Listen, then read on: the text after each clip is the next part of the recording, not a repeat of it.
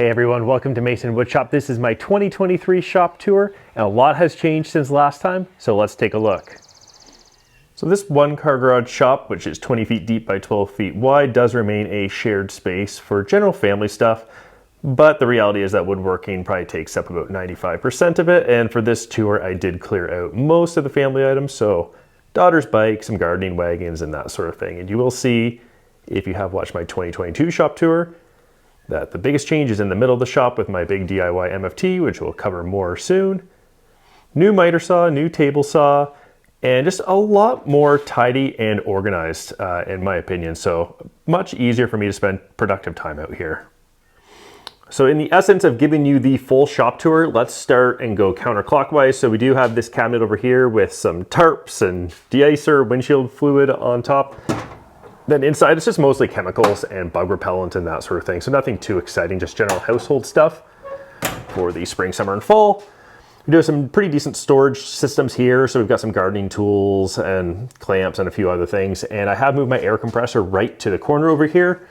So it does have reasonable hydro right there. And yeah, a little more convenient for filling up toys and tires and that sort of thing. And then here you may recognize this from the 2022 tour, and this was my planer cart. So I took it apart with the intention of moving it back to the shed, but the reality was I needed a place to put my drill press, which I don't use that often, and it fits really, really well right here, as well as a lot of kind of gardening accessories, gasoline, and then all my daughter's little toys, so chalk and helmets and that kind of stuff. So yeah, works pretty well there. Then we have the storage for the ladders. So I do like to keep these very accessible. I used to have them mounted sideways, and it really just wasn't as easy to get them down. Again, this is kind of general home ownership, garage, and that sort of thing. So clamp storage, moved it up pretty high because the reality is I'm tall enough that I can reach any of these clamps pretty easily, and it's nice and out of the way. I did cover up this window either last year or the year before, I think last year, and I put really nice blinds behind it. It was just a really awful window, but I put blinds so from the outside it looks really nice, and then on the inside just put up a sheet of plywood that I had. Mason Woodshop logo, and then we get to the center point of the shop. And I do have a number of build videos on this table. So this is a DIY MFT or multifunction table. So kind of taking some of the concepts of the Festool MFT3 and bringing it into a much more custom size. So this is about 80 inches long and then about 40 inches deep. So much bigger than the Festool MFT. And it has a lot of these 20mm dog holes, which I use the PARF guide system from UJK and Axminster Tools, which was absolutely amazing. So it is a little tedious to drill all these holes, but it's quite a fun little trigonometry exercise. So if you are interested, I'd highly recommend checking that out. And I do use the track saw pretty regularly, and this setup gets me perfectly square cuts. I can get repeatable cuts and really just works really well. So I'm thrilled with the move to this MFT system. And also compared to last year, I have moved to Festool for a number of my tools, very much in particular the Festool, which I do really like. Moving along, we have probably what is, I would consider the most used tool in the shop, and that is my Festool CT MIDI, and I just recently got this Cyclone for the top. I was considering the Dust Deputy Cyclone for the top, but I did like being able to see through, so I would love it if Dust Deputy did more of that clear type approach for it. But I am really, really liking this setup. So I love the CT Cyclone on top of the MIDI. Then we get to some lumber storage and hula hoop storage. So again, having a 4.5-year-old definitely changes a few things in the shop. And hardwood storage. This is mostly finished hardwood that I use for edge banding. So nothing too exciting. Still have that giant piece of 3.5-inch thick walnut up top. Not sure what I'll use it for, but I definitely don't want to get rid of it. And now moving into the corner of the shop, and the junkiest corner by far, and not a lot has changed to improve this since 2022, but just some general storage, lots of hardware, just so much random hardware. I don't throw any out, so I keep it all, and it just all piles up. And the Tide Pods container, not for snacking, but to keep sharps in, so I highly recommend that everybody has one of those sharps bins in their shop to put screws and nails and other things that are sharp. Then we get to move to kind of what's more of like a desk area for me. So whether I'm just kind of looking to disconnect from inside and come out and work a little bit. And also I built this a couple of years ago and just absolutely love the setup here. I love these nice big wide drawers, really nice Systainer storage. and just generally happy with it.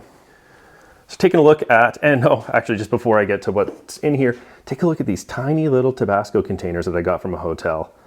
So 1/8 of a fluid ounce, or for us in non-imperial areas, 3.7 milliliters. Cute little guys, and I just want to keep them.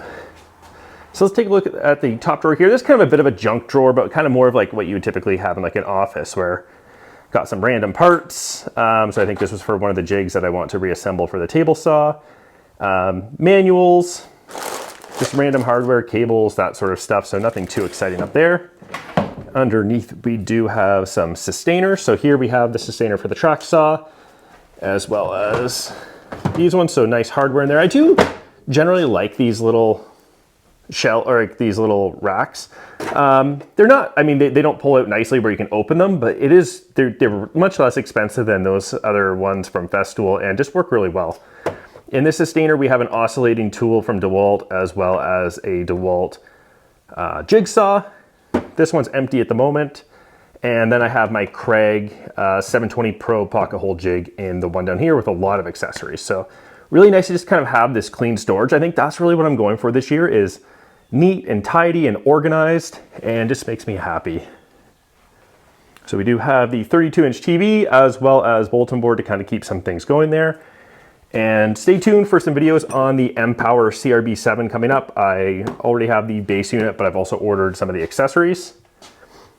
Taking a look at the drawers up here. So I have organized it a little better than last year, but a lot of measurement tools. So we do have kind of squares and such. I have really liked these eye gauging tools, so bought from Amazon.com. And let's see what's in this one. Yeah, very happy with those. I did get this Bridge City. Let's take a look in here. I did buy this from Lee Valley when they were actually clearing these out, so they were very inexpensive. That's the kerf maker.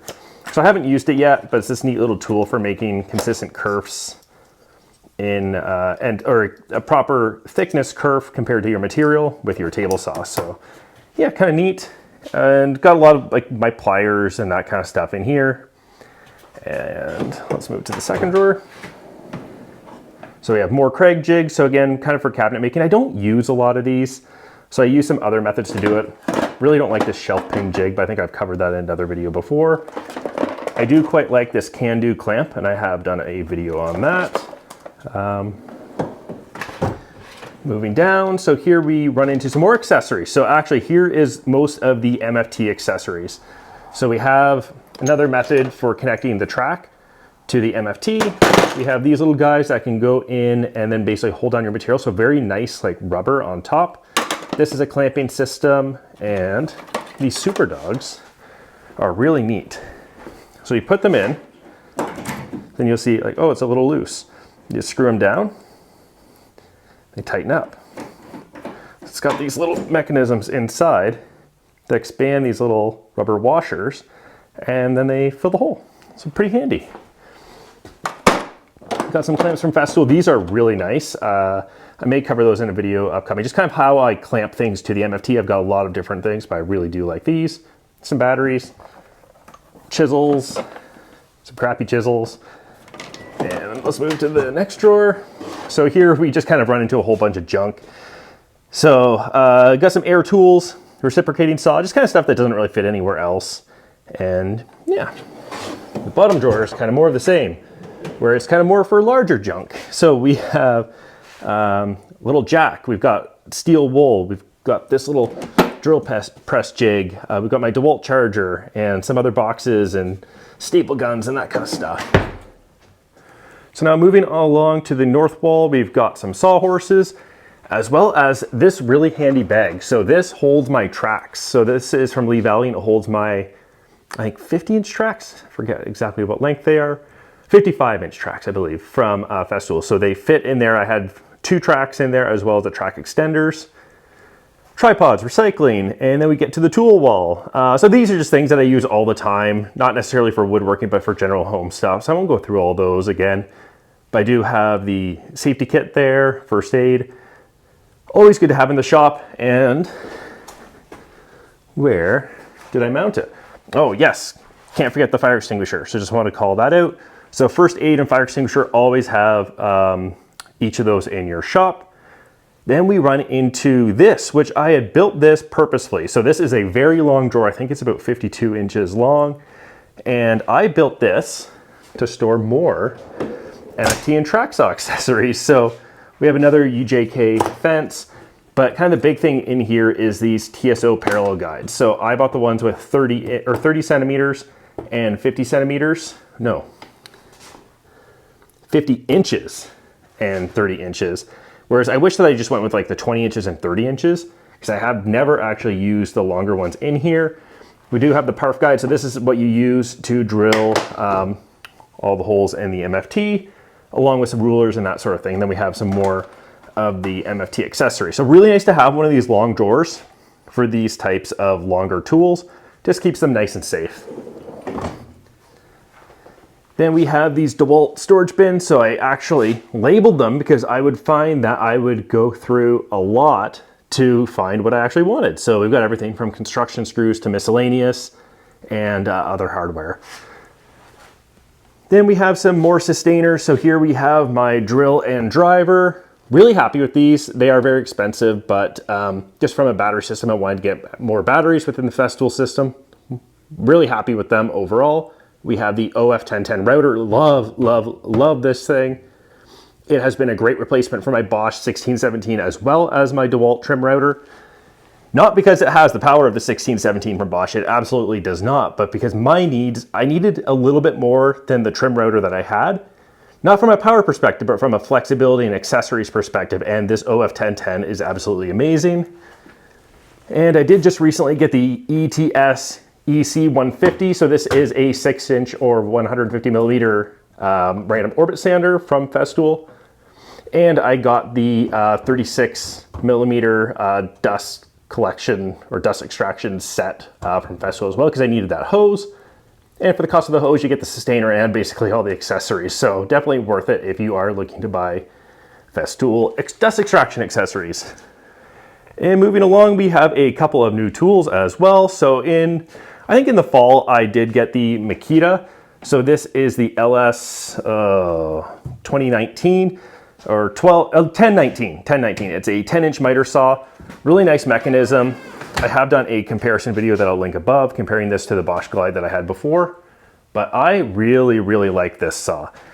It is a little more accurate out of the box compared to my Bosch. That doesn't mean that every unit will be. I think that the Bosch Glide and the LS 1019 or 12-inch version of them are very much on par. They're about the same price, but the dust collection on the Mitre is amazing and better than the Bosch. But as far as overall build quality, they're about the same. So taking a look at these drawers, in the top one, so here is all the drilling accessories. So we've got a lot of bits. I have started to use more brad point bits. So I have been putting those just kind of in this nice little organizer. Long bits, other specialty bits. This dust collection nozzle is amazing. You can basically suction this onto any sort of surface, whether you're drilling concrete or drywall, and you'll have no dust falling below. We have Forstner bits, hole saw, and then we also have the Bosch FlexiClick, which is a great little drill and driver. Next up, we have sandpaper, and so this is an area where I need to organize a bit more. So you got the big sheets. I do use one of these blocks, so I can just cut these sheets into thirds. I did just get these 3M Extract pieces of sandpaper, so there are these mesh nets. So I got that for the EC150. The Festool sandpaper is very expensive, but 3M is great, and there have been a number of videos from other people on YouTube really highly recommending them.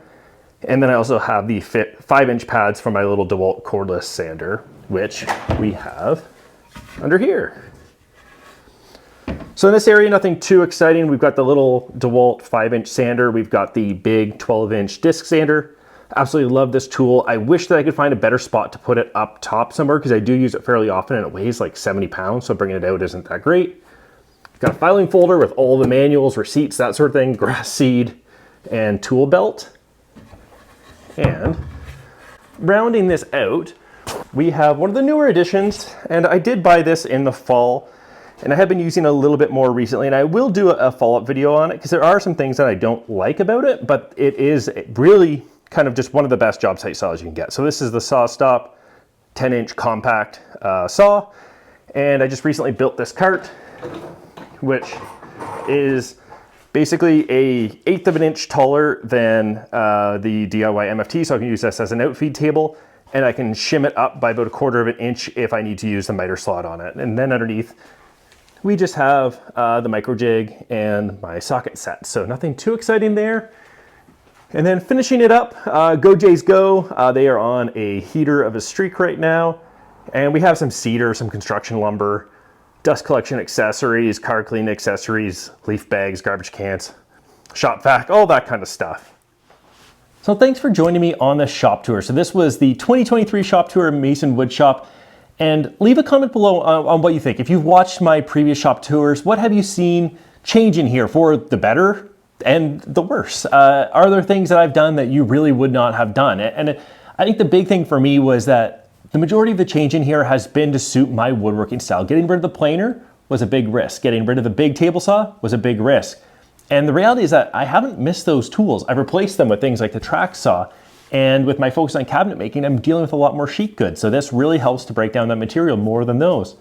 The planer, it takes up a lot of room in a one-car garage shop. This is only 20 feet long and 12 feet wide. So I don't have a lot of space to work with. And kind of my theme over the past 6 months, and I don't get a lot of time in here in the winter, but the theme has been keeping it tidy, organized, and functional. So I think for me, I'm getting close to it. So there are a few things I want to do in 2023. Number one is an electrical overhaul.